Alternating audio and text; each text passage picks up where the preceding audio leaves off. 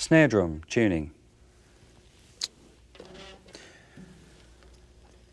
I tend to tune my snare drums fairly tightly.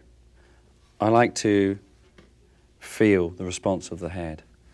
I don't enjoy playing on a drum where the head is not tight. So what I've got to try and do is retain the tightness, but also get the depth out of the drum. I use these heads with a little spot underneath, really just for reinforcing. If I could get away with a straight white head, I would use it. But the way I play, the sticks I use, a little bit heavy-handed sometimes. So these just last a little bit longer. And underneath, I'm still trying to figure out actually which I prefer, whether I prefer a regular ambassador snare head or the ultra-thin diplomat.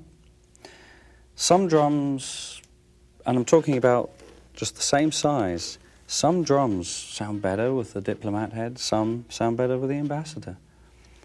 I sort of go through phases, and one minute I think, oh no, this is it, I've found it. And then, a few months later, I get to another drum and it's got an ambassador head, and I think, actually, no, this is much better. It's one of those things of sort of constantly changing your ideas.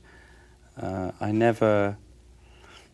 like to, have a set thing that I do, but I never feel that that's it. There's always room for a bit of a change.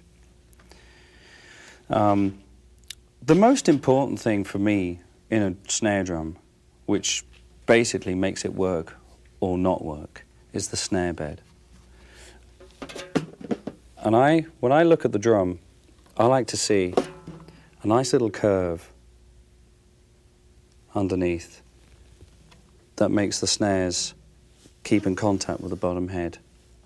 If I've got a flat spot in the middle, that drum's just not going to work for me, and I have to have the snare bed recut.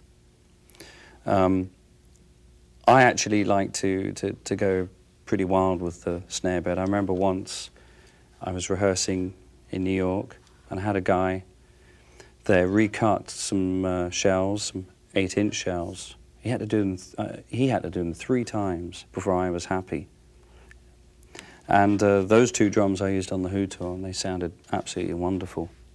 So to me, it's very important that snare bed is working. It means then I don't have to tension the snares that tightly. Again, I think people are amazed at how loose really they are.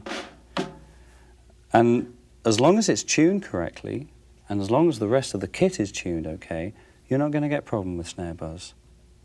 It takes a few years to figure that one out, and I still get baffled.